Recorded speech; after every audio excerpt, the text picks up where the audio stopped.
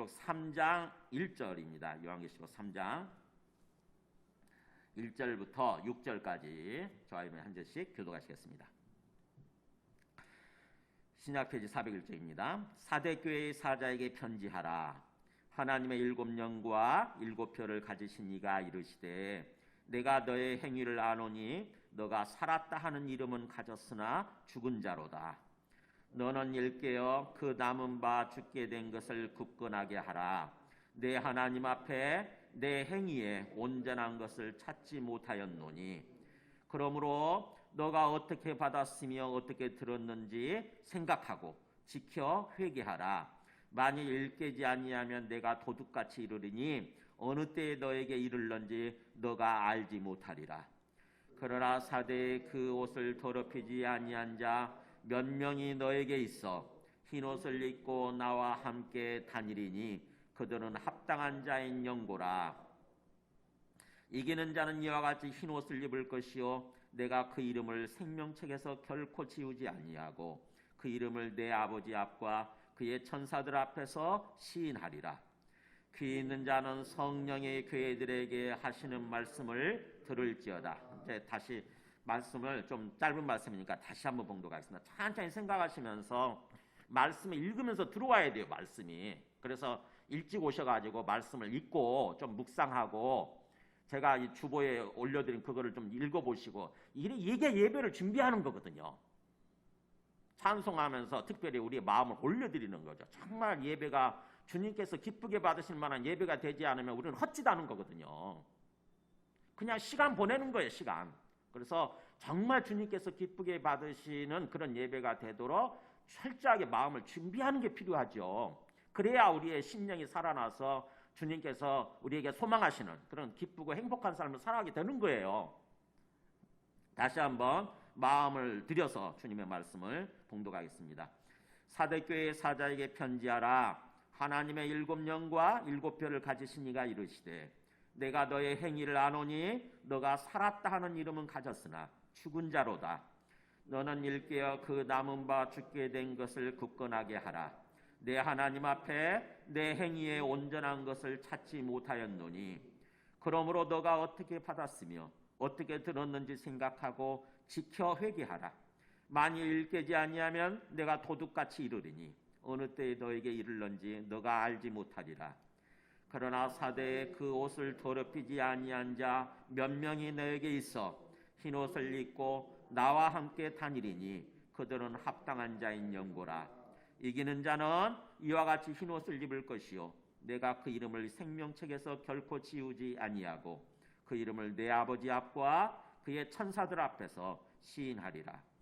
귀 있는 자는 성령의 교회들에게 하시는 말씀을 들을지어다. 아멘. 앉으시겠습니다. 좀 들어오세요. 첫 번째 읽을 때하고 좀 다르죠. 2번, 3번, 4번, 5번, 7번까지 읽으면요 웬만 말씀이 다 이렇게 들어오게 돼 있어요. 깨달아집니다. 말씀에 대한 어떤 의욕, 욕심이 있어야 돼요. 말씀에 대한 욕심. 다른 거 욕심 부리지 말고 말씀에 대한 욕심이 있어야 돼요. 그래서 정말 주님의 말씀을, 올바른 말씀을 들을 곳이 있다고 한다면 점심 싸들고 다니면서 말씀을 듣는 것입니다. 저는 그렇게 했어요. 저는 맨날 며칠이고 주님의 말씀을 듣기 위해서 우리 김세윤 교수님 같은 분 와서 세미나하고 그러잖아요. 일주일 내내 세미나하죠. 그러면은요 거기서 조금이라도 늦지 않기 위해서 30분 전에 가서 앉아있으면 주님의 말씀을 이렇게 읽고 묵상하고 그러는 거죠. 그래야 주님의 말씀이 깨달아지게 되고 우리가 진정한 믿음에 서게 되는 거잖아요. 진정한 믿음에 서지 않으면은 오늘 사대교회 주시는 말씀처럼 죽은 신앙이 되어버리는 거예요. 죽은 신앙. 완전히 헛짓하다 하는 거예요. 헛짓하다가. 그래서 그렇게 되지 않도록 정말 주님의 말씀에 대한 의욕, 주님의 말씀에 대한 어떤 욕심, 이게 있어야 되는 거죠. 사람들이 신앙생활 수십 년 해도 그래서 신앙생활 예배를 막 몇백 번 드리잖아요. 평생 동안 몇백 번 드리지 않습니까? 1년만 해도 54주잖아요. 1년만 해도 52주, 54주, 50번 이상 넘게 예배 드리는 거 아닙니까? 50번 곱하기 10년 하면 500번이에요. 근데 10년만 신앙생활 하는 게 아니잖아요. 모태신앙인 사람들은 적어도 8, 90년, 100년 이렇게 예배 드리고 가지 않습니까? 그러면은요, 50번씩해서 100번이면은요, 5,000번이에요, 5,000번. 5,000번 예배 드리고 가는데 왜 제대로 믿음이 세워지지 않느냐? 말씀에 대한 의욕이 없어서 그래요. 그냥 종교 활동하다가 죽은 신앙생활 하다가 가는 거예요. 어디 가느냐? 지옥 가겠지, 당연히. 자기는 나는 천국 갈 수 있다 이렇게 생각할지 모르지만, 난 교회 다녔으니까, 예배를 드렸으니까 난 천국 갈 수 있어 이렇게 생각할지 모르지만, 그건 자기 생각일 뿐이고 주님께서는 심판하신대잖아요, 오늘 말씀을 통해서. 끝나버리는 거죠. 그래서 그렇게 되지 않도록 우리가 짧게 살다 가더라도, 그래서 몇 번밖에 예배를 못 드린다 할지라도 진정한 예배를 드리려고 해야 되는 거예요. 진정한 예배.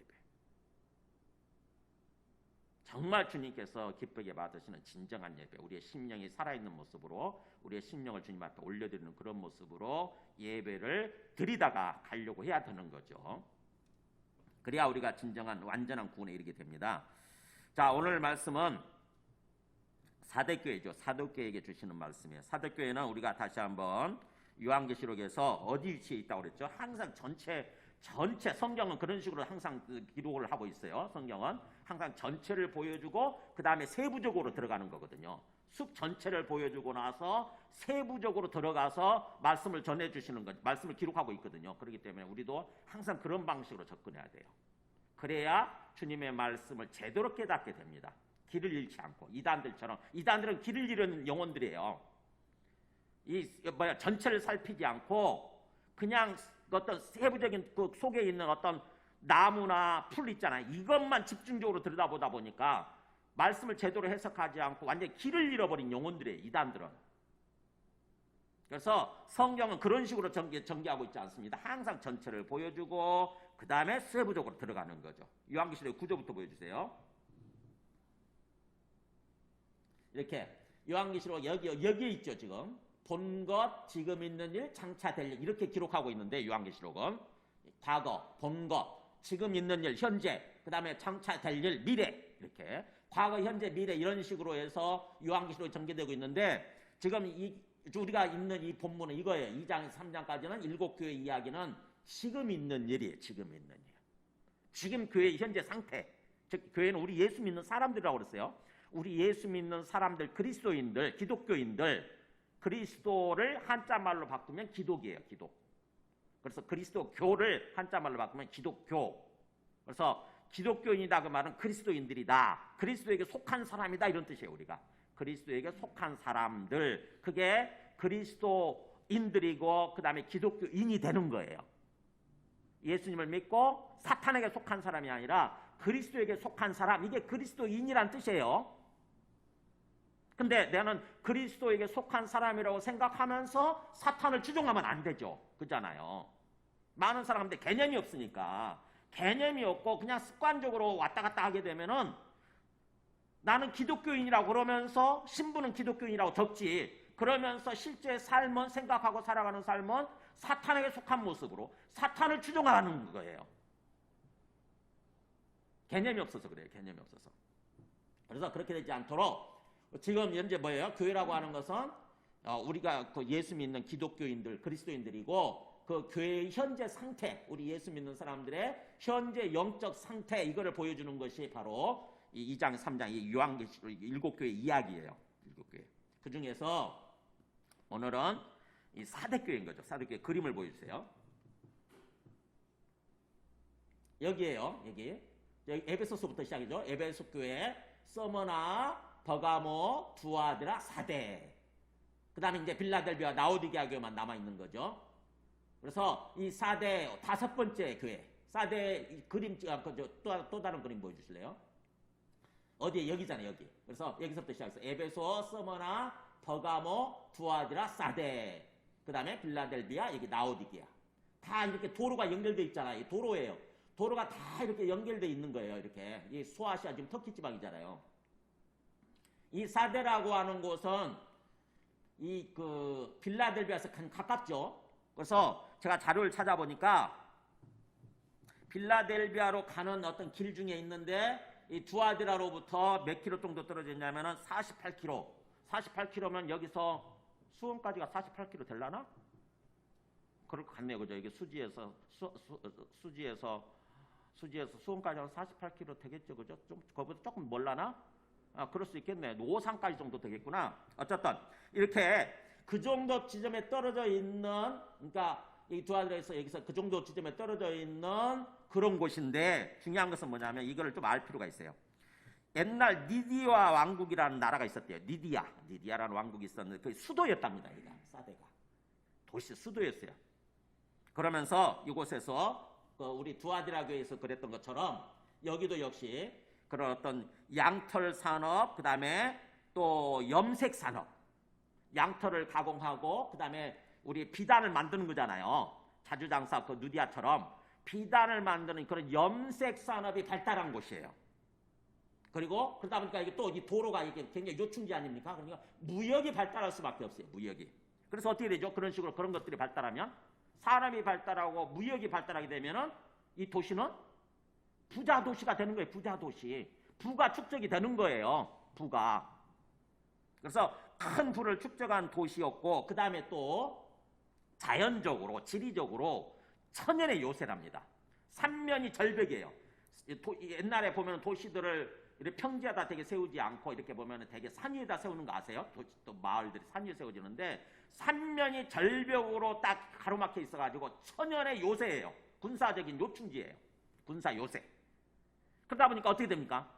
부가 발달해 있죠. 큰 부가 축적이 되어 있죠. 그 다음에 천연적으로 자연적으로 안전하죠. 그러면 어떻게 돼요? 사람들이. 네, 어느 정도 보면은 뭐예요? 편안 안락한 삶을 누리게 되면은요. 풀어져요. 마음이 풀어집니다. 퍼져요. 퍼져 소위.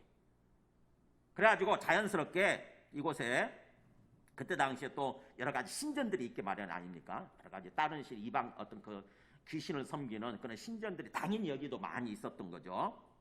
뭐 시벨레 여신이라고 신전이 있었대요.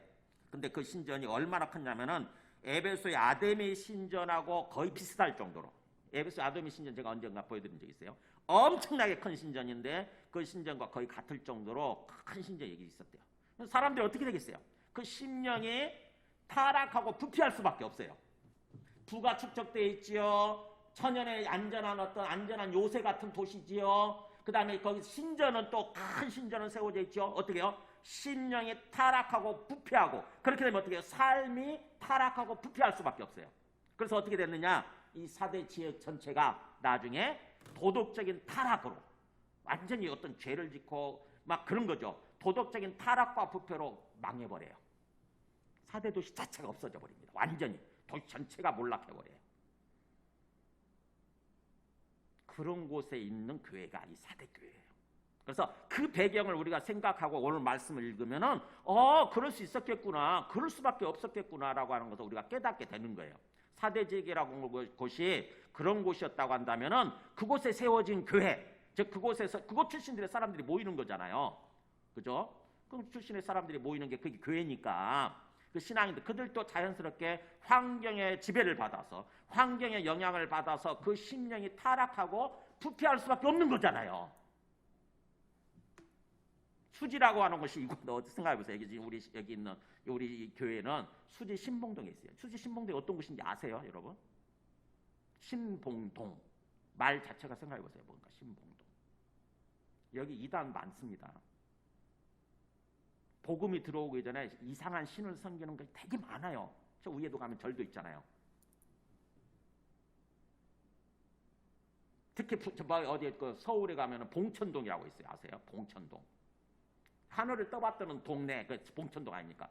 봉천동에 가면은요 정말 귀신을 섬기는 그런 어떤 그 제사 점 보는 곳, 그 다음에 이상한 이단, 정명석이도 거기 나왔잖아요. 거기서 정명석 집단도 엄청나게 많습니다. 지금도 많아요. 지금도 그래서 바꿨잖아요. 아예 봉천동 자체를 이름을 바꾼 거 아세요?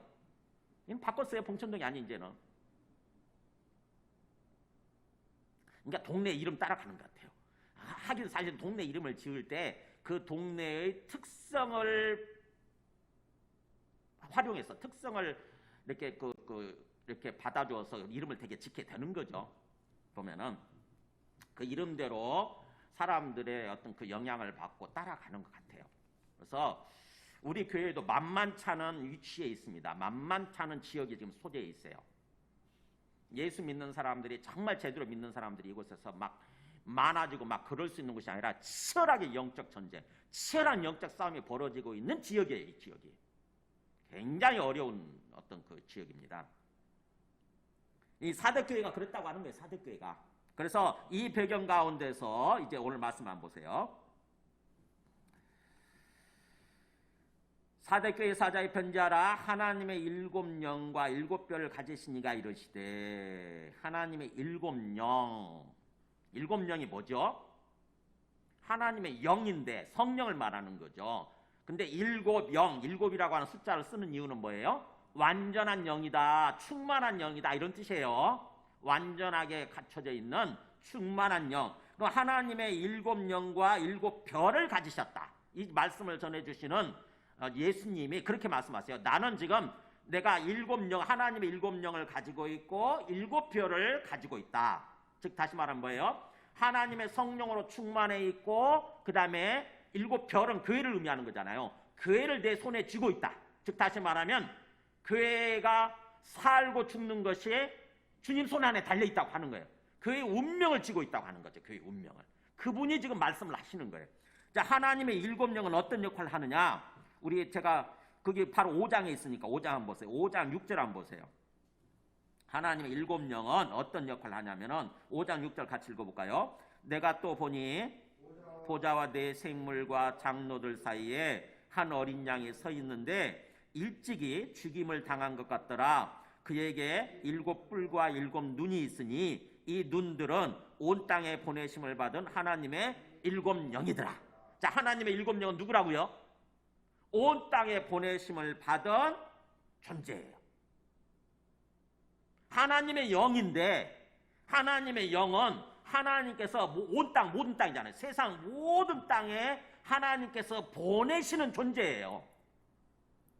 성령을 말하는 건데 하나님께서 성령을 세상, 온 세상에, 온 땅에 다 보내셔서 이곳 신봉동에도 보내셔서 뭐 하시겠어요?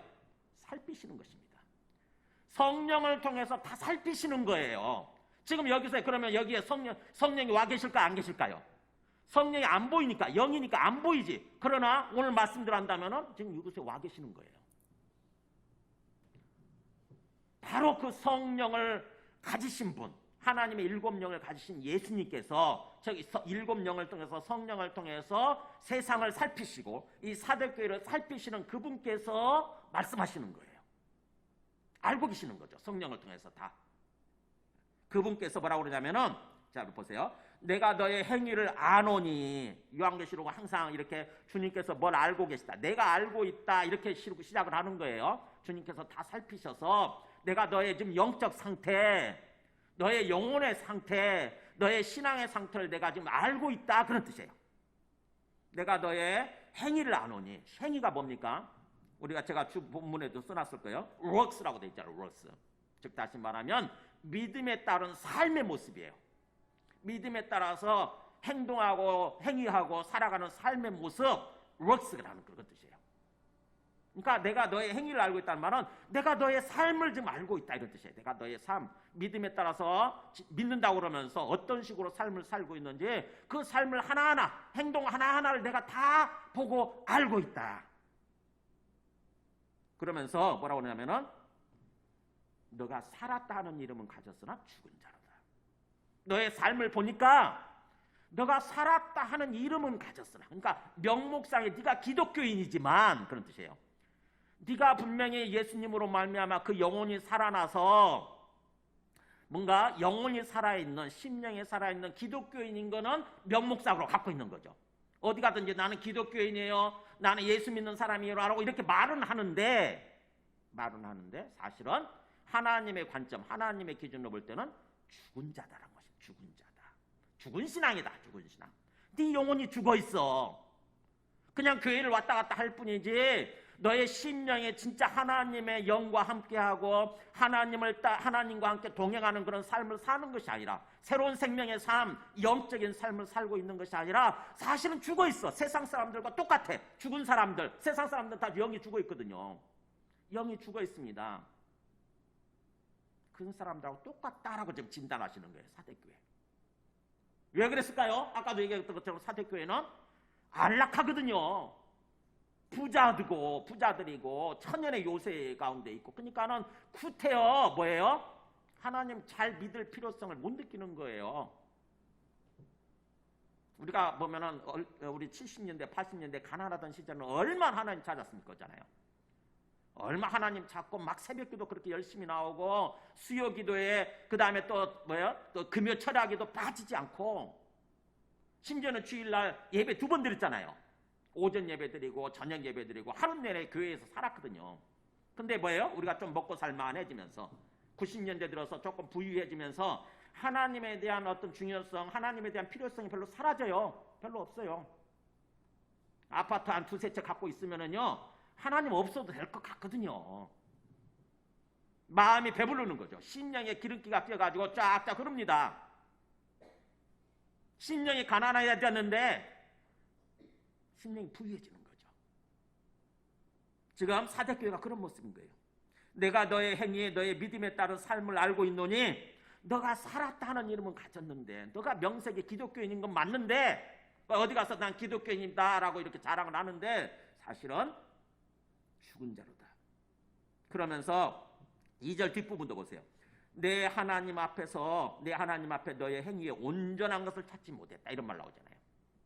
하나님 앞에서, 지금 보고 계시는 하나님 눈앞에, 보고 계시는 하나님 앞에서 하나님 기준으로 볼 때에 네 행위에 온전한 것을 찾지 못했다. 너의 삶에 온전한 모습이 없다는 거예요. 온전한 모습 하나도. 다 부패하고 타락해가지고 완전히 너의 삶 자체가, 너의 인생 전체 자체가 완전히 타락하고 부패했다. 온전한 모습이 없다고 하는 거죠. 그 정도로 지금 사대교회는 부패하고 타락했다고 하는 것입니다. 소위 오늘날 한국교회, 한국교회뿐만 아니잖아요. 오늘날 현대교회하고 되게 비슷해요, 이 사대교회가. 그래서 그런지 옛날에 오카는 목사님이 2007년도죠. 우리 기독교 100주년을 기념해서 한국의 모든 교회가 상암동 월드컵 경기장에 모여서 10만 명 정도가 모여서 예배드린 적이 있어요.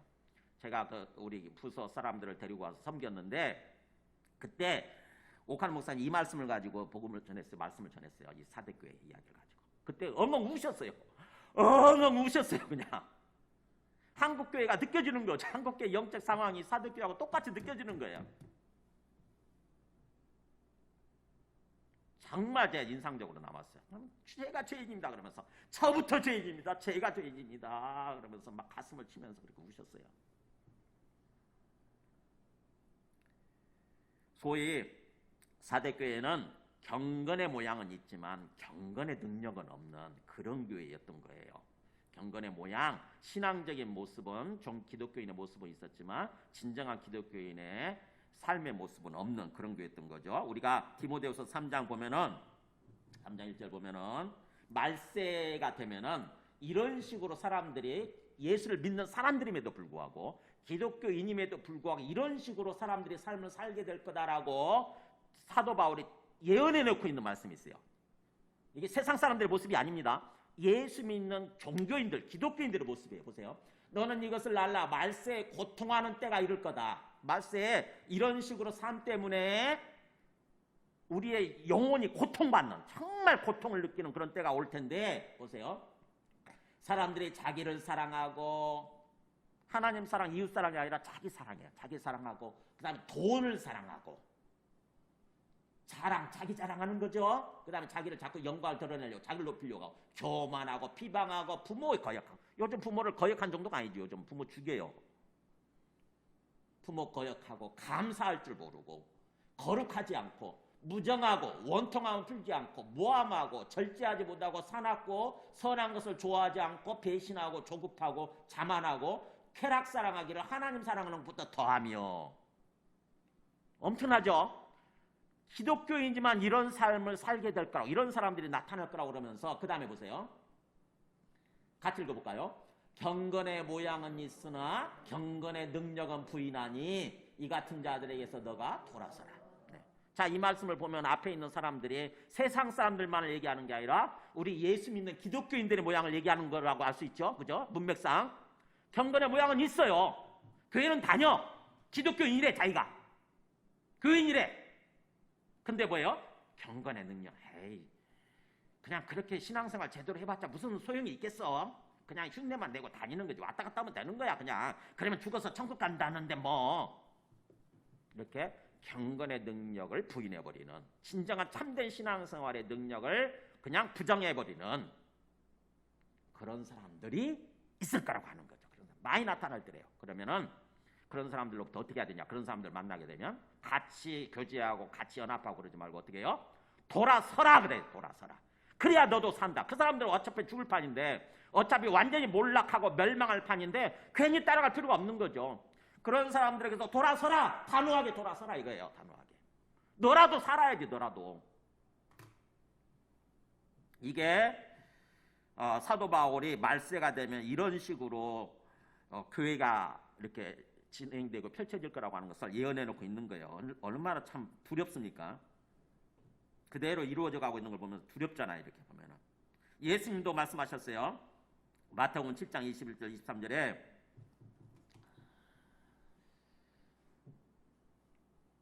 위에 21절 읽을까요? 시작. 나더러 주여 주여 하는 자마다 다 천국에 들어갈 것이 아니요 다만 하늘에 계신 내 아버지의 뜻대로 행하는 자라야 들어가리라. 나더러 주여 주여 부른다고 그래서 형식적인 기독교인들은 다 그렇게 하잖아요. 주여 주여 다 부르면서 뭐 찬양도 하고 기도도 하고 난리 법석을 피우죠. 근데 그런다고 해서 다 영원한 천국, 완전한 구원에 들어가는 게 아니다. 너희들은 완전한 구원에 들어갈 거라고 생각하지. 그냥 교회만 다니면, 주여 주여 부르면서 교회 들어가면 완전한 천국에 들어갈 거라고 생각하지. 근데 그렇게 안 된다는 거예요. 주님이. 어떤 사람이 들어가요?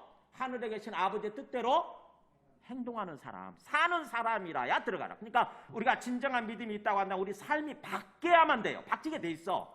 근데 내 삶이 안 바뀌고 있다, 세상 사람들과 똑같이 살고 있다 그러면은 내가 안 믿고 있는 거예요. 제대로 안 믿고 있는 거예요. 100% 그거는. 진정으로 제대로 믿는다고 한다면 삶이 바뀌게 돼 있고 바뀌어야만 된다니까요. 그러면 주님이 그렇게 말씀하시니까 그날에 사람들이 막 항의하는 거죠. 보세요. 그날에 많은 사람이 나들이 이래. 너 못 들어가 그러니까. 너 천국에 못 들어가 이렇게 얘기하니까 많은 사람들이 놀래가지고 항의하는 거예요. 뭐예요? 주여 주여 우리가 주의 이름으로 선지자 노릇하고. 뭔 소리예요? 내가 주님의 이름으로 선지자 노릇 말씀도 가르쳤는데. 목회자들이겠네요. 그죠? 목회자들. 아니면 교사들. 내가 주님의 말씀으로 선지자 노릇 말씀도 가르쳤고 그 다음에 또 주의 이름으로 귀신도 쫓아내고. 와, 이 사람 진짜 능력 있는 사람이네. 저기 순복음교단 조용기 목사님처럼 열심히 귀신도 막 쫓아낸 사람이에요. 병도 치료하고. 그리고 주의 이름으로 많은 권능을 행하지 아니하니까 이 권능은 아마 병을 치료했겠죠. 예수님의 이름으로 뭐예요? 막 안수하고 그러니까 병이 치료되고 막 그런 거예요. 엄청나게 그런 사람들이 순복음교단 많잖아요. 근데 그런 사람들이 항의하는 거예요. 내가 이렇게 했는데 내가 못 들어가다니요. 그랬더니 주님이 뭐라고 말씀하시냐면 그 다음 보세요. 그때 내가 그들에게 밝히 말하되 숨겨져 있는 것을 속에 자기들이 모르고 있었던 것을 밝혀서 끄집어내서 보여주면서 얘기를 하되 뭐라고 그러냐. 같이 있습니다. 시작. 내가 너희를 도무지 알지 못하니 불법을 행하는 자들아 내게서 떠나가라 하리라. 앞에서 그랬던 사람들은 어떤 사람들이냐면 주님 기준에서 볼 때는 불법을 행하는 사람들이에요. 불법. 범죄자들이에요. 범죄자들. 주님을 이용한 거지 사실은. 주님을 이용해서 자기가 주인 되는, 자기를 드러내려고 하고 자기가 영광 받으려고 하고 자기 이름을 나타내려고 하고 자기가 유명해지려고 하는 그런 존재들이었을 뿐이에요. 그래서 불법을 행하는 자들, 범죄자들이야. 사실은 하나님의 법이 없이 행하는 사람들이죠. 무법을 행하는 사람들이에요. 정확한 의미는. 하나님의 법이 없이 세상 법대로 살아가는 사람들인 거죠. 그렇기 때문에 그 사람들 구원받지 못할 거다라고 주님이 경고하신 거예요. 여기 보면 오늘 사대교회가 그런 모습인 거죠. 명목상에 살았다는 이름은 가졌지만 명목상의 기독교인이긴 하지만 그러나 실상은 죽은 사람들이었던, 죽은 신앙을 갖고 있었던 사람들. 자, 이대로 가면 어떻게 될까요? 이 사람들. 우리가 그런 신앙생활, 그런 종교, 그냥 종교인으로 살아가는 사람들 많잖아. 이대로 내버려두면 어떻게 되죠? 자, 말씀이 나오죠. 보세요. 어떤 일이 벌어질까? 2절에 건면하시죠. 이제 건면하시면서 너는 일깨어 그 남은 바 죽게 된 것을 굳건하게 하라. 빨리 정신 차려라 이거예요. 일깨어란 말이 깨어 일어나 이런 뜻이에요. 깨어 일어나. 빨리 정신 차려라. 정신 차리고 빨리 깨어 일어나라. 각성을 의미하죠. 우리 한자말로 각성. 우리 뭐 서울 살아계에서 대각성 전도 집회 있거든요. 대각성. 크게 각성한다 이거죠. 크게 정신 차리고. 그래서 일깨어 깨어 일어나서 그 남은 바 지금 조금 살아남아 있는 거죠. 지금 다 죽어가고 있는데 남아있는 부분이 있어요. 우리 심령이 지금 살아있는 부분 있잖아요. 또 주님을 완전히 부인하기는 좀 그래. 그래서 주님을 뭐예요? 조금이나마 인정하면서 교회에 나가야 될 것 같고 예배를 드려야 될 것 같고 일어나면서 나오는 거죠. 마지못해서 억지로 질질 끌면서 나와요. 그냥 오늘 어디 놀러 가고 싶은데 사람들이 어디 모인다는데 근데 뭐예요? 그렇게 하기는 조금 찝찝해. 그렇게 예배 안 드리고 가면 뭔가 큰일이 벌어질 것 같고 내가 교통사고라도 당해서 그럴 것 같고 뭔가 찝찝해. 그러니까 나와. 그게 남은 상태예요. 남은 상태. 우리 심령이 남아있는 상태. 그거 남아있어서 죽게 된 다 죽어가고 있는 것을 어떻게 하라고요? 지금 주님이 권면하시는 게 굳건하게 해라. 그거 살려내서 그걸 강하게 해라라는 거죠. 강하게. 굳건하게 해라. 그러면서 그 방법은 뭐냐? 3절 보세요. 어떻게 하면 그렇게 일깨어서 그 남은 바 다 죽어가고 있는 그것을 다시 강하게 이렇게 해성시킬 수 있는지 살려낼 수 있는지 그 방법이 구체적으로 나와요. 3절 앞에 부분만 같이 읽을까요? 그러므로 너가 같이 읽습니다. 시작. 그러므로 너가 어떻게 받았으며 어떻게 들었는지 생각하고 지켜 회개하라. 네, 어떻게 하라고요? 어떻게 받았으며 어떻게 들었는지 생각 기억하라는 뜻이에요. 기억하라. 어떻게 받았으며 어떻게 들었다는 말이 뭐예요? 이게 복음이에요. 복음. 처음 들은 복음. 처음 예수 믿을 때 들었던 복음. 어떻게 받았으며 어떻게 들었는지 그것을 다시 기억하라는 게 찬찬히 곰곰이 내가 뭘 들었지? 내가 어떻게 해서 예수 믿게 됐지? 내가 어떻게 해서 예수 믿고 구원받게 되었지? 이걸 다시 처음으로 들어가서 찬찬히 생각하는 거예요. 그냥 맹목적으로 습관적으로 이렇게 신앙생활을 하는 것이 아니라 다시 초심으로 돌아가는 것입니다. 처음으로 돌아가는 거예요. 내가 들었던 복음. 그것을 생각하고 기억해내고 그 다음에 지키고 그 다음에 그래서 회개해라. 삶을 돌이켜라 이거죠. 자, 우리가 들었던 복음이 뭐죠? 처음 들었던 복음이 예수님을 믿는 거잖아요. 그죠? 예수님이 이 땅에 오신 그리스도이시고 우리의 구원자가 되신다. 이걸 믿었잖아요. 뭘 통해서? 예수님의 십자가의 죽으심과 부활을 통해서. 예수님의 십자가의 죽으심과 부활을 통해서 예수가 하나님의 아들 맞다. 이 땅에 오신 하나님의 아들이시고 그래서 우리 죄를 위해서 죽으신 그리스도 구원자가 되신다. 이렇게 믿은 거예요. 그래서 예수 그리스도가 하나님의 아들이라고 한다면 하나님 아버지가 계실 거 아닙니까? 하나님 아버지가 하늘에 살아계시는 거예요. 예수님을 통해서 하나님 아버지까지 우리가 믿게 되는 거예요. 하나님 아버지까지 나아가게 되는 거예요. 그래서 우리의 믿음이라고 하는 것은 뭐냐면은 예수님을 하나님의 아들로 믿고 그 다음에 살아계신 하나님 아버지를 믿는 거예요. 그게 믿음입니다. 그게 믿음이에요. 그걸 실제적으로 인격적으로 믿어야 우리가 구원받게 되는 거예요.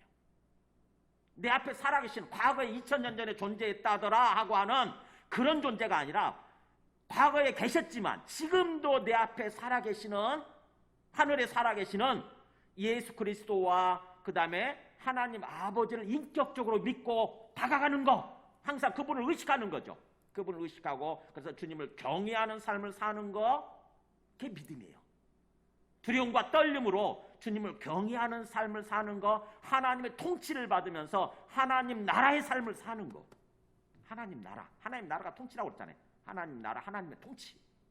그러니까 예수 믿고 구원받았다고 한다면은 우리가 이 땅에서 하나님의 백성으로서 하나님의 자녀로서 하나님 나라의 삶을 살아야 돼요. 하나님의 통치를 받는 삶을 살아야 돼요.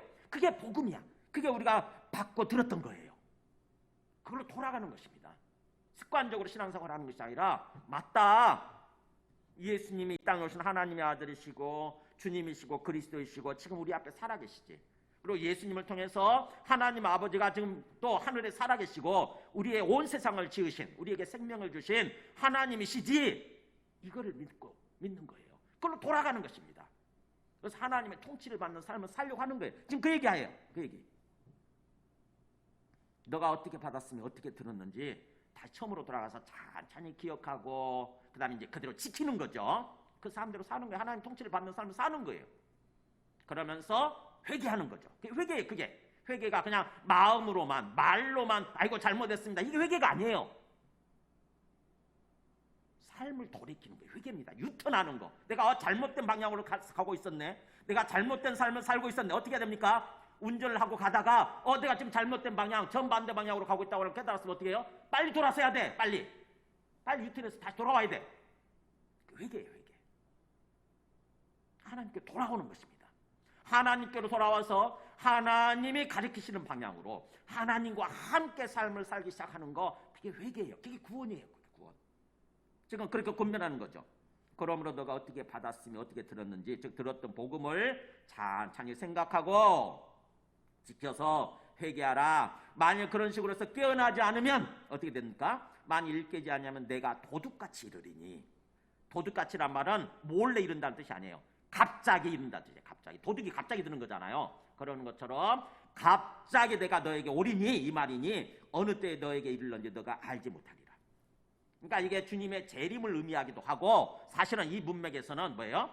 우리가 이 땅에서 삶을 살아가는 동안에 주님이 성령으로 임하시는 것을 가리켜요. 주님이 성령으로 임하셔서 우리의 신앙이 참된 신앙이 되지 않으면은, 죽은 신앙인 상태에 있으면은 주님이 임하셔서 완전히 심판하시는 거예요. 주님이 심판하셔서 우리 심령이 완전히 몰락해버리고 우리 삶이 완전히 몰락해버리는, 그렇게 된다고 하는 것입니다. 사대교회가 그렇게 멸망했다니까요. 몰락했다니까. 이 말씀을 들었음에도 불구하고 깨닫지 못하고 각성하지 않음으로써, 깨어나지 않음으로써 그냥 완전히 몰락해버렸어요. 주님은 지금 그렇게 되기 전에 경고하시는 거예요. 권면하시는 거예요. 권면. 일종의. 만일 깨어나지 않으면, 정신 차리고 각성하지 않으면 어느 날 주님이 갑자기 마셔서 그냥 그대로 멸망해버리는 거죠. 몰락해버리는 거예요. 내가 이렇게 살아도, 내가 죽은 신앙으로 살아도 괜찮은 것이 아니라 몰락해버리는 거죠.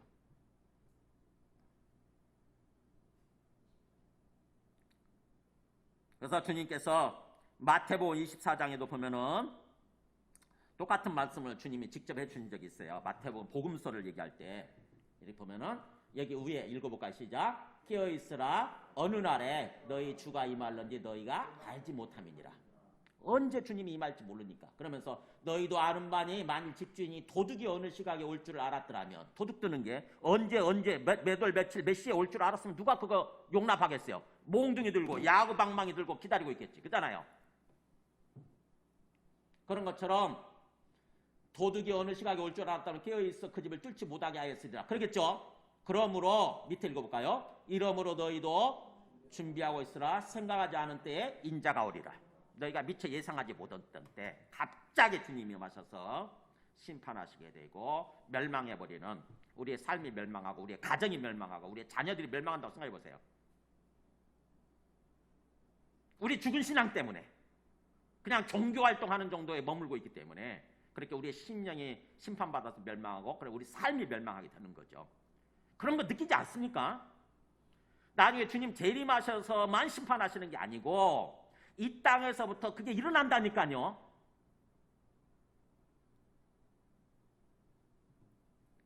그래서 이렇게 주님께서 오늘 권면하시는 말씀을 찬찬히 주님의 마음을 느끼려고 해야 돼요. 주님의 마음을. 그러면서 4절 보세요. 우리가 그렇게 영적 전쟁에서 승리한 사람들, 그러나 사대에 그 옷을 더럽히지 아니한 자 몇 명이 지금 남아있다고 하는 거죠. 그 옷을 더럽혔다는 말은 뭐예요? 옷이 삶이죠. 삶, 겉옷이니까. 이 삶, 즉 삶을 더럽히지 아니하고, 즉 다시 말하면 뭐예요? 예수님 믿고 제대로 삶을 산 사람들이에요. 이 사람들은 제대로 삶을 살고 있는 진짜 신앙인이죠. 참된 신앙인이 몇 명이 아직 남아있다는 거예요. 몇 명이. 주님 보실 때 몇 명 진짜 신앙, 아무리 교회가 몰락하고 아무리 그래도요 진짜 신앙인들은 있게 마련이에요. 아무리 코로나 때문에 다 주님을 떠나가고 예배 안 드리고 막 그런 사람도 있다 할지라도 진짜 신앙인은 남아있다니까요. 제가 볼 때도 있어. 진짜 신앙인들은 주님 보실 때 있는 거죠. 주님은 항상 그 사람들 남겨두세요. 북이스라엘이 완전히 멸망해 갈 때 엘리야가 막 부르지 않습니까? 아이고 주님 다 죽여버리고 다 죽고 저 혼자 남았는데 저도 좀 죽이려고 그럽니다. 저도 죽이려고 그럽니다. 그랬더니 주님 뭐라고 그래요? 아니다. 바알에게 무릎 꿇지 아니한 몇 명을 남겨뒀다? 몇 명? 아 모르세요? 엘리야한테 주님께서 하신 말, 하나님께서 하신 말, 바알에게 무릎 꿇지 아니한 자 7,000명, 7,000명을 내가 남겨뒀다 그렇게 말씀하시잖아요. 7,000명이란 말은 7 곱하기 10의 3승이에요. 그러니까 많은 숫자예요. 많은 숫자를 내가 남겨두고 있다. 그래서 교회가 아무리 몰락해도요, 현대교회, 한국교회가 아무리 몰락해도 하나님께서 남겨주시, 하나님의 특별한 은혜를 받는 사람들, 그 사람들이 깨어있으니까, 하나님 앞에 깨어있으니까 특별한 은혜를 받는 사람들이 꼭 남아있습니다. 꼭. 그래서 그 사람 다 몰락시키고 그 사람들을 통해서 새롭게 주님은 하나님 나라를 세워가세요. 그래서 사대의 그 옷을 더럽히지 아니하고 아니한 자 몇 명이 너에게 있는데 그 사람들은 흰옷을 입고 나와 함께 다니리니, 주님과 함께 동행하는 삶, 즉 주님께서 함께 해주시는 삶, 주님께서 주관하시고 이끌어 가시는 그런 삶을 살게 된다고 하는 거죠. 그 사람들은 흰옷을 입고, 거룩한 옷이죠. 거룩함을 상징하는 흰옷을 입고, 장차 이게 부활을 의미하는 거죠. 흰옷을 입고 나와 함께 다니리니 그들은 합당한 자인 영고라. 그런 자격을 받기에, 그런 능력, 그런 영광을 받기에 합당하다고 하는 거죠. 합당한 삶을 살았다는 뜻이에요. 한마디로 믿음에 합당한 그런 삶을 살아서 그렇게 될 거다. 그러면서 모든 이기는 자, 5절 이기는 자, 즉 다시 말해 주님께서 이 권면하신 이 영적 전쟁에서 이기는 거죠. 우리가 각성하고 깨어나는 사람들입니다. 그 종교인으로 삶을 살다가 참된 신앙인으로 각성하고 깨어난 사람들, 그런 사람들은 다 이와 같이 이렇게 사대에 몇 명 남아있는 사람들처럼 흰옷을 입을 것이고, 또 내가 그 이름을 생명책에서 결코 지우지 아니하고 그 이름을 내 아버지 앞과 그의 천사들 앞에서 시인하리라. 예수님께서 나중에 심판하실 때 법정이죠. 영원한 심판의 법정에서 하나님 아버지 앞에서, 그리고 또 하나님 아버지를 섬기고 있는 수억의 천사들 앞에서, 우리 요한계시록 5장에 보면 그 나오잖아요. 엄청난 천사들이죠. 수억의 뭐라고 돼 있죠? 거기 5장 11절에 그 수가 만만이요 천천이라고 그랬잖아요. 만만, 억이죠. 만만이면 만 곱하기 만이면 억이잖아요. 천 곱하기 천이면 100만이고, 수억의 천사들 앞에서 내가 시인하리라. 저 사람은 내 사람 맞다고 그러잖아요. 저 사람은 내 사람 맞아. 내가 저 사람을 위해서 죽었다. 저 사람은 나에게 속한 사람 맞아. 그래서 뭐예요? 완전한 구원으로 에덴 동산으로 들어가게 되는 거죠. 근데 정반대로 지게 되면, 이 영적 전쟁에서 패배하게 되면, 정신적으로 각성하지 못하고 뭐예요? 죽은 종교인으로 삶을 살아가게 되면 어떻게 되죠? 주님께서 부인하시는 거죠. 나 저 사람 몰라. 아까 우리 마태복음에서 얘기했던 것처럼 내가 너희를 도무지 알지 못하니, 주님께서 부인해버리는 거예요. 저 사람 몰라. 저 사람 그냥 기독교 교회 왔다 갔다 했을 뿐이지, 습관적으로 왔다 갔다 했을 뿐이지, 저를 위해서, 자기를 위해서 살았을 뿐이지 나 몰라 저 사람, 이렇게 부인해버리게 된다고 하는 거예요. 그러면 생명책에서 이름이 지워지는 거예요. 생명책 이름이 지워지게 되고 결국 뭐예요? 영원한 불못으로 들어가는 거죠. 영원한 천국 대신에 영원한 불못, 고통의 속을 속으로, 영겁의 고통의 세계 속으로 들어가게 되는 거죠. 주님께서 오늘 이 권면하시는 말씀을 찬찬히 주님의 마음을 느끼려고 하면서 들어보세요. 성령이 귀 있는 자는 성령이 그 애들에게 하시는 말씀을 들을지어다. 봐요. 이 오늘 말씀이 사대교회한테만 주시는 게 아니라 사대교회를 통해서 우리 모두에게, 우리 모든 그리스도인들한테 주시는 말씀이라고 하는 것입니다. 그래서 우리는 이 말씀을 알아들을 수 있는 귀가 있어야 된다고 하는 거죠. 귀. 아무리 주님께서 말씀을 하셔도, 전 주님의 말씀을 그대로 지금 대언하는 것에 불과하잖아요. 주님의 말씀을 그대로 대변하는 것에 불과한데, 아무리 말씀을 들어도 한 귀로 듣고 한 귀로 흘려버리는 사람은 어쩔 수가 없어요. 자기의 선택이니까 그게. 아이고 왜 나를 이렇게 심판하세요? 왜 내가 주님 믿고 교회 다녔는데, 나 선지자 노릇도 하고 귀신도 쫓아내고 권능도 행했는데 왜 이러세요? 주님께서 권면하셨음에도 불구하고 그 삶이 바뀌고 진정으로 삶이 바뀌어야 되는데 그러지 않았다고 하는 거죠. 주님을 인격적으로 믿고 살아감으로써 삶이 바뀌었어야 되는데, 자기가 그렇게 해놓고 자기가 선택해놓고 항의해도 소용이 없다고 하는 것입니다.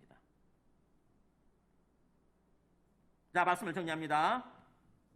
사대교회를 통해서 주님께서 주시는 이 메시지, 사대교회가 오늘날 현대교회, 한국교회뿐만 아니라 현대교회, 현대 기독교인들하고 되게 비슷하죠? 되게 비슷해요. 되게 비슷해. 그냥 종교인으로 살아가는 모습, 적당히 안주하고 세상에 양다리 걸치고 세상으로 갔다가 다시 하나님께로 왔다가 세상으로 갔다가 더 많은 시간을 세상 속에서 세상적인 모습으로 세상 사람들과 똑같이 사는 모습. 그러면서 나는 구원받았네, 난 죽어서 천국 갈 거야. 천만의 말씀이라는 거죠.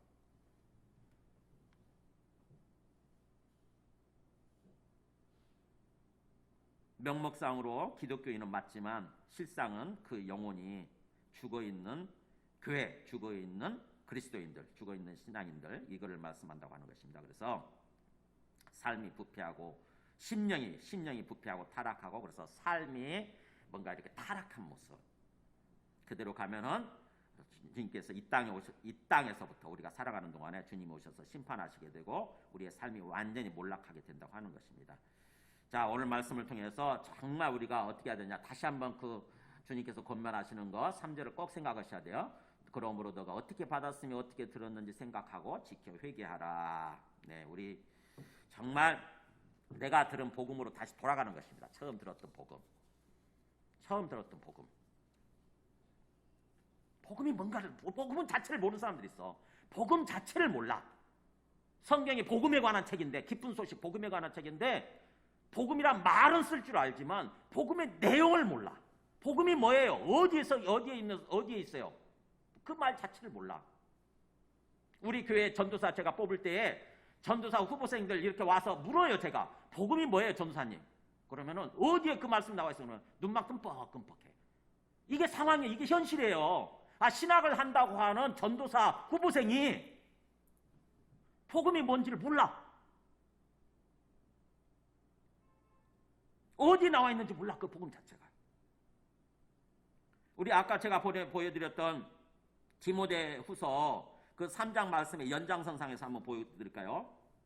디모데후서 3장 그 12절을 보면 3장 6절, 3장 12절로 돼 있나? 3장 6절로 돼 있네? 한번 보여줘 보세요. 3장 거기 12절로 돼 있네. 6절부터 시작인데 그대로 놔두세요.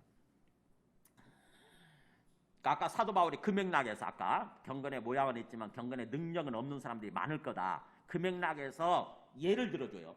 그들 중에 나무집에 가만히 들어가 어리석은 여자를 유인하는 자들이 있는데, 그러니까 어리석은 여자는 말은 하나님의 뜻을 모르는, 말씀을 들어도 하나님의 뜻을 깨닫지보다는 그런 어떤 어리석은 여자예요. 미련한 여자지. 그런 여자들을 가서 말씀을 가르친다고 그러면서 복음을 전한다고 그러면서 유인하는 또 이상한 거짓 교사들이죠. 그때 당시 거짓 교사들, 이단들이에요.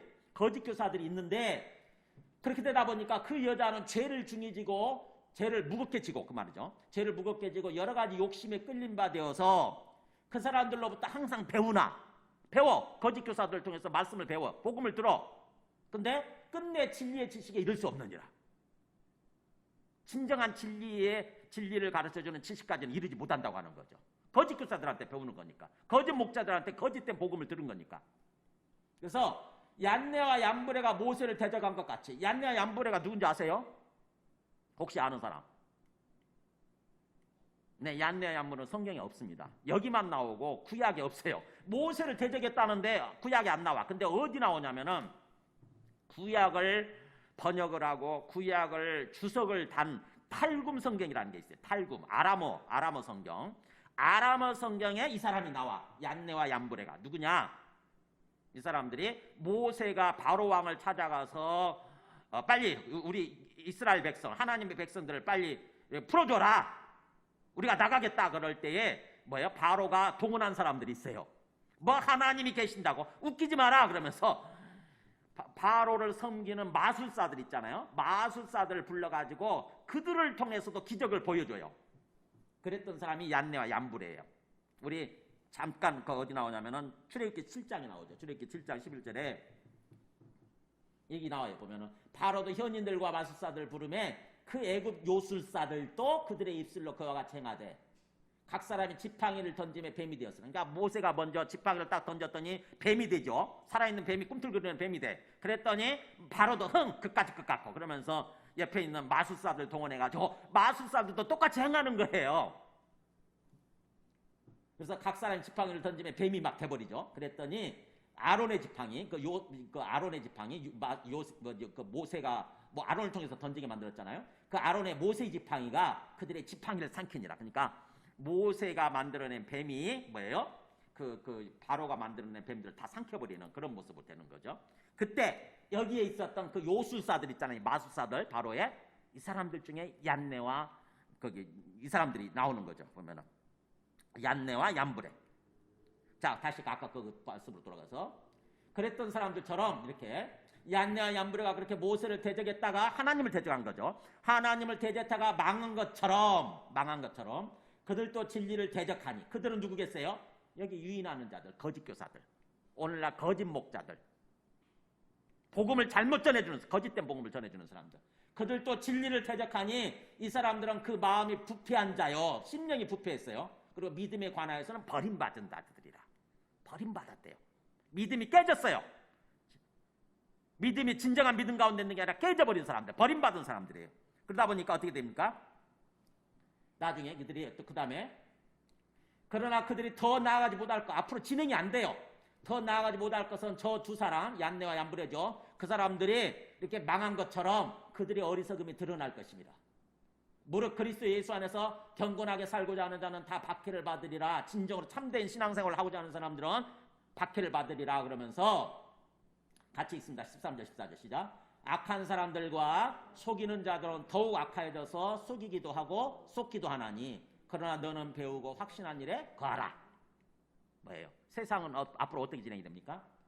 더 악해지고 사람들은 자꾸 더 악해지고 더 자기가 다른 사람도 속이고 다른 사람도 속이다 보니까 자기도 속아 또 자기도 더 똑똑한 사람이 있거든요. 뛰는 사람이 나는 사람 있잖아요. 그죠? 더 머리가 좋은 사람들이 있거든요. 그 사람들한테 또 속아 당해. 세상은 그렇게 흘러갈 거라고 하는 거예요. 예수 믿어도 예수 믿고 기독교인으로 살아가는 사람들 얘기예요. 이게 지금.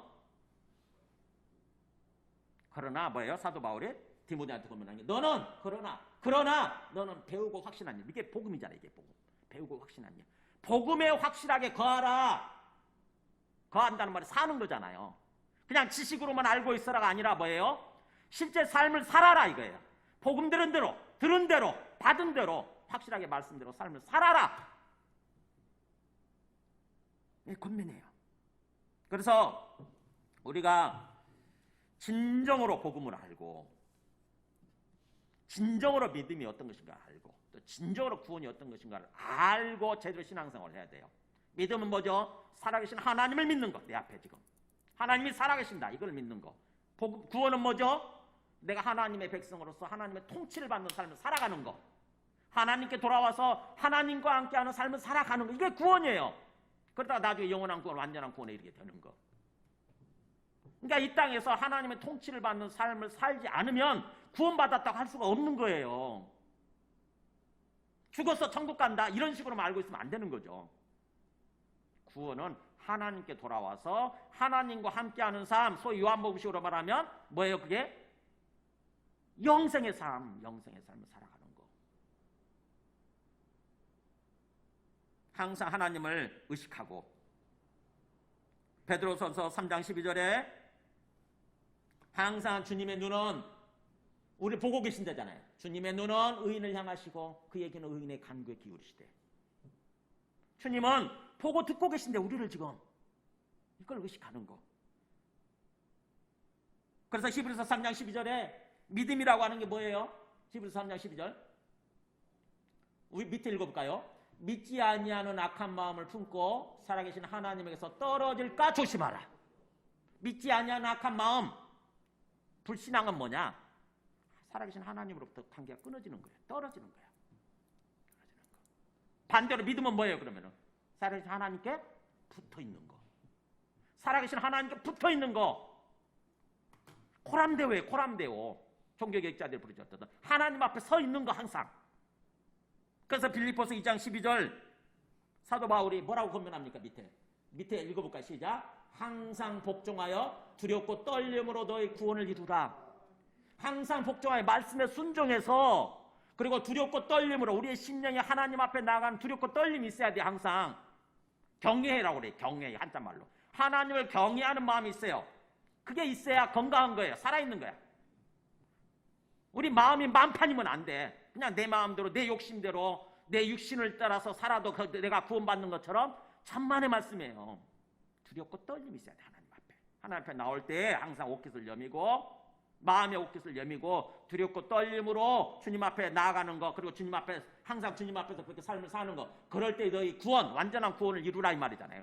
완전한 구원으로 나아가라. 이렇게 두렵고 떨림으로. 이게 살아있는 믿음이에요. 이게 살아있는 믿음. 우리가 이 전체 요한계시록 전체 맥락에서 보게 되면은 오늘 말씀이 마지막 말씀 보겠습니다. 요한계시록 22장 11절 이렇게 쭉 전개시키고 나서 마지막 결론이 그거잖아요. 아무리 말씀을 전해도 불의를 행하는 자는 그대로 불의를 행하고, 더러운 자는 그대로 더럽고, 의로운 자는 그대로 의를 행하고, 거룩한 자는 그대로 거룩하게 내버려 둬라. 중요한 것은 보라 내가 속히 오리니 내가 줄 상이 내게 있습니다. 같이 각 사람에게 그가 행한 대로 갚아주리라. 각 사람에게 한 사람 한 사람에게 도매금으로 다루시지 않는다는 거예요. 뭐예요? 한 사람 한 사람 너 불러 누구누구 일로 와 누구누구야 와봐라 해가지고 우리 삶을 다 보여주는 거지. 판도라마 돌아가는 것처럼 다 돌아가. 우리 삶이 다 기록이 되고 있대잖아요. 내 책 한 권 한 권 다 자기 전기가 있어요. 자기 자서전 전기가 다 있다고. 그게 다 기록이 돼 있어가지고 그걸 다 영상의 기록이지. 영상의 기록을 다 보여주는 거예요. 그대로 갚아주리라. 그래서 자기 두루마기를 빠는 자들은 복이 있으니, 두루마기가 뭐겠어요? 바로 아까 옷을 빠는 거. 옷을 더럽히지 아니한 자 그랬잖아요. 우리 4절에서 그 옷을 더럽히지 않은 사람, 그 옷을 깨끗하게 빤 사람, 삶을 빠는 거예요. 삶을 거룩한 삶으로. 그런 사람한테는 생명나무에 나아가며, 우리가 잃어버린 생명나무잖아요. 에덴 동산의 생명나무. 그래 뭐 문들을 통하여 성, 뭐예요? 거룩한 성 새 예루살렘, 하나님의 백성이죠. 거기에 들어갈 권세를 받으려 합니다. 오늘 말씀 그대로 이렇게 이어지는 거죠. 마지막에.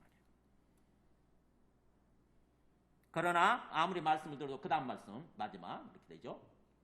이렇게 개들과 점술가들과 음행하는 자들과 살인자들과 우상 숭배자들과 그 다음에 거짓말을 좋아하며 지어내는 자, 이게 누구겠어요? 바로 아까 사대교회처럼 죽은 신앙인들이죠. 이게 죽은 기독교 종교인들. 이 사람들은 다 어떻게 돼요? 성 밖에 있으리라. 완전한 구원 밖에 있으리라.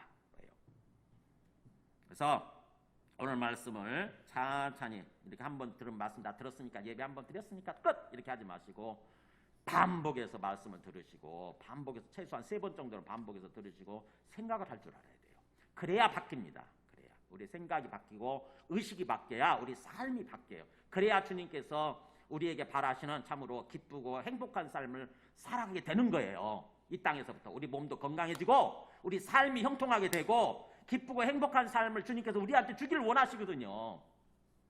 그 삶으로 살아가도 돼요. 내가 예배를 드리는데, 내가 주님 앞에 기도하고 이렇게 열심히 뭔가 신앙생활을 하는데 왜 내 삶이 안 고쳐지지? 왜 내 삶이 복된 삶이 되지 않지? 안 믿으니까. 제대로 안 믿으니까. 말씀대로 안 사니까.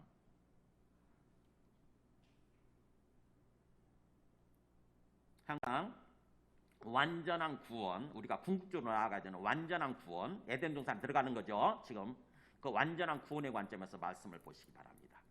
완전한 구원의 관점에서 현재를 바라볼 줄 알아야 돼요. 우리가 예수님 믿고 지금 구원받았다고 하는 것은 구원의 완성에 들어갔다는 뜻이 아니라 구원이 시작됐다 이런 뜻이에요. 완전한 구원으로 나아갈 수 있는 기회가 주어졌다. 이제 기회.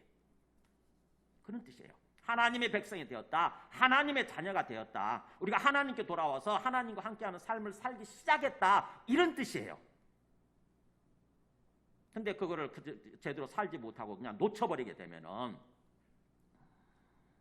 완전한 구원으로 나가지 못하게 되는 거죠. 그래서 항상 완전한 구원의 관점에서 오늘 현재 우리 상황 그리고 또 이 말씀을 읽을 줄 알아야 주님께서 우리에게 주시고자 하는 그 주님의 말씀이 깨달아지게 되고 주님께서 바라시는 그런 삶을 살아가게 됩니다. 우리 찬송하고 기도하겠습니다.